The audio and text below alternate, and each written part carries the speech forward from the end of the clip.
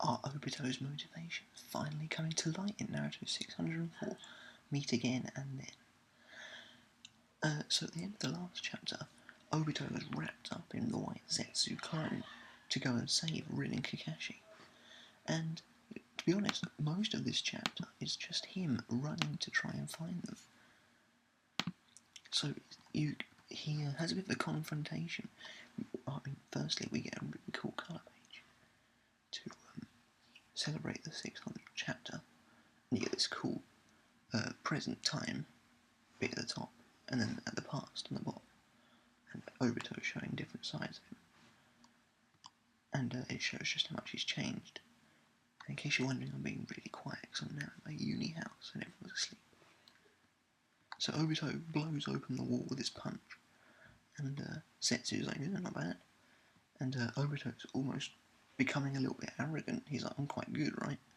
But maybe that's the white Zetsu saying that. You know, it's unclear. But he smashes through the wall, and his face opens to reveal Obito's face, which really reminds me of Venom from Spider-Man 3.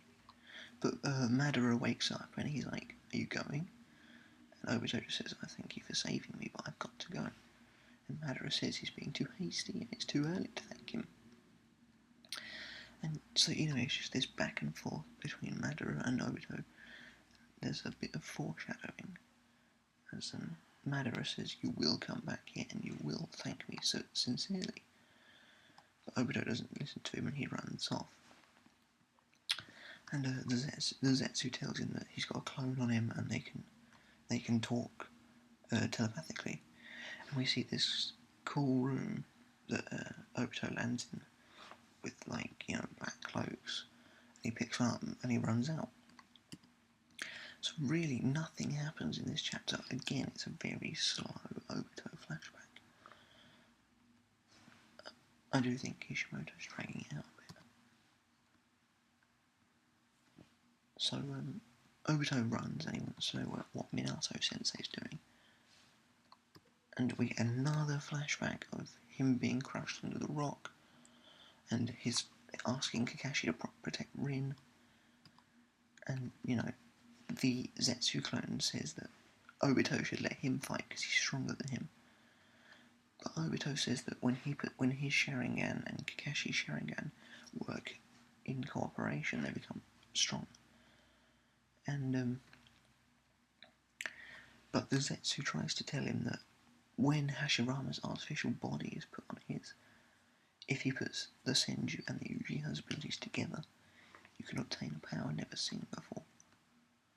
So they arrive at the battlefield, and it's raining, and there's mist blasting up in the air, and he suddenly gets this really strange vision of a dying Rin with something like an arm through her chest.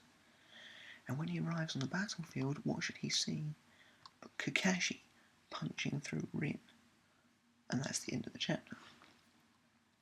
So why has this happened? There are a number of possibilities. One, Obito is under a genjutsu, and this is all an illusion in order to distort him against Kakashi. And already you can see that Obito's looking really angry at the last panel.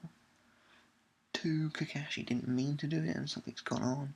They were fighting ninjas of the mist, so the possibility of illusions might be there. But otherwise, apart from a genjutsu, we don't really get any explanation towards anything, so it's hard to say why Kakashi would have done this. But this was quite good on Kishimoto's part, as it's a logical reason for Obito to turn crazy. It's logical. I expect they might. Well, they can't actually really have a confrontation in this chapter because in the present Kakashi thought he was dead.